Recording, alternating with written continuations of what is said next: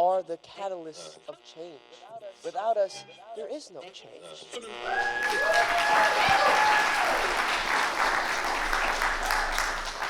Although I didn't travel growing up, I've been fascinated by different cultures for as long as I can remember. And so in 1990, at the age of 20, I left university, and with an around-the-world ticket in my hand, I set off on a year-long adventure around the globe. And it was a transforming, eye-opening experience. But it wasn't until I lived and worked overseas that I started to see how our gaps in culture were leading to so much misunderstanding. And so, determined to learn and bridge those gaps, I discovered my career path as an interculturalist, training other expatriates who were moving overseas for work. And it's the best job in the world, because every time I do it, I get to learn something new. And I especially learn from people's questions. And one of the most common questions I get is, what is rude? And the most common form in which I get that question is for a request for a list of do's and don'ts. And while I might be able to provide a generalized list of norms about a particular country's customs and traditions, my first item on a list of do's and don'ts is don't use do's and don'ts. Because every country, and even person for that matter, has enough subcultural difference within that what might be true under one circumstance could be equally false in a different context. I met a woman from China in her 20s, and she said to me, "Why do people make these broad, sweeping statements about China? It makes no sense. My China is different than my parents' China, and it's even more different than my grandparents' China." And so I believe in using tools, not rules, when it comes to trying to avoid causing offense. I had the privilege of seeing the eminent interculturalist Milton Bennett and sociologists speak about people who move overseas, and he said, "Whenever I meet someone who says they didn't have culture shock, I wonder how many people they offended along the way." Which brings me back to the original question of what is rude. How many people here have ever had that natural human experience where they thought, that is so rude, or worse, that person is so rude, as if though a person could be fixed their whole lives anyway? Yeah, me too. What if I was to tell you that that natural human experience of thinking another is rude is actually telling us more about ourselves than the person we're accusing? Furthermore, what if I was to tell you that when it comes to crossing cultures well, that it's a gift? And it's a gift because it's alerting us to the fact that we are in the presence of someone who was taught or chose to believe something different than what we were, not the truth about their validity or rudeness. It's like having a mirror held up to our own preferences and assumptions about the way we think the world should work. And since giving blame is the inverse of taking responsibility, it's an opportunity for each one of us to dare to be different and catch our instinctual stress response to judge another outward and redirect it to inward curiosity and self-awareness, but as a lifelong activity. For example, where I was raised in the United States, I heard over and over again, to establish trust, you have to give a firm handshake and establish eye contact. But then when I moved to the Asia-Pacific region, I learned that that firm handshake and direct eye contact could be interpreted as disrespectful, rude, and in some cases aggressive. I can't even imagine the number of people that I unintentionally offended. So let me try to explain. The cultural anthropologist and many believe father of intercultural communications, Edward T. Hall, proposed using an iceberg as a metaphor for culture. Because as with an iceberg, you can only see 10, maybe 20% of what's actually going on. And it's the 80 to 90% that you can't see that usually trips us up.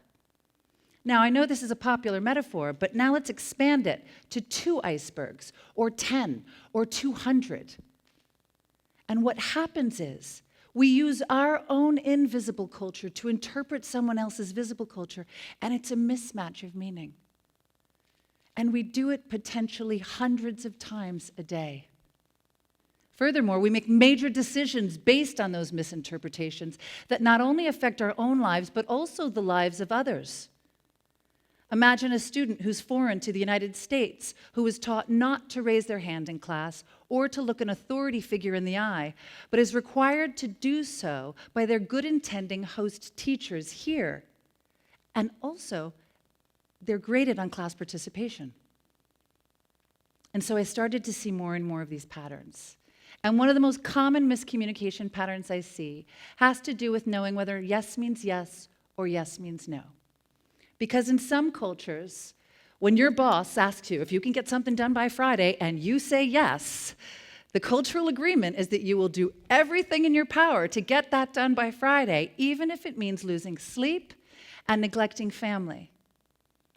But then in another culture, that yes could mean, well, maybe, and I'm not sure, and it could even mean just a flat-out no.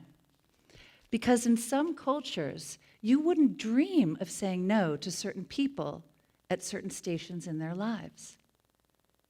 And then there are the unspoken misunderstandings that I get the privilege of hearing, like when this woman from Costa Rica said to me, "And shouldn't my boss already know if I can get it done by Friday?" Another pattern that I've seen is silence in meeting. I started to notice that in certain cultures, it was customary not to speak up in a meeting.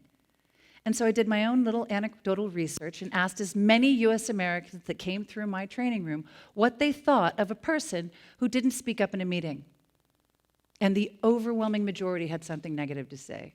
They're not involved, they're not engaged, they're not team players, and the worst I heard was they're stupid. But then I would go to another training program and they would say, why are those people always speaking up in a meeting when what they're saying has already been said? It's a waste of my time, it's rude. So is the person in charge of the meeting responsible for facilitating a conversation that generates creativity and inspires innovation? Or is the purpose of a meeting to deliver information from one direction to another? Because even the definition of a good leader varies across cultures. I remember this woman from India once asked me, why is my US boss continually asking me how I want to get the job done? How am I supposed to trust someone who doesn't know what they want? So in one culture, step-by-step instructions is seen as good leadership, and in another, it's seen as micromanaging, and it's a bad thing. So who's right? And I've also been asked, are there any things that are rude across all cultures? I don't know that I can identify one specific behavior as of yet. But what I do believe is that ethnocentricity is the enemy. Because when we see the world only through our own cultural lenses or only from our own position in this world, we are part of the problem, not part of the solution. But what I do believe we do share across all cultures is that people do that for which they're rewarded. So find out what the reward systems are, and you will find clues to the motivation behind a person's behavior. Because the answer to what is rude is not in our judgment of one another, and it's not in a static list of do's and don'ts, but instead it's in the space between us, whether that's 2 people or 200. And it's not only in that space between us, but it's also found through the discovery process of building those bridges towards a mutual understanding of what it means to have arrived in the place in which I find ourselves in each moment of time, which changes. And even if you don't plan on working across cultures or don't have to work across cultures, interculturalists believe that personality is the culture of the individual.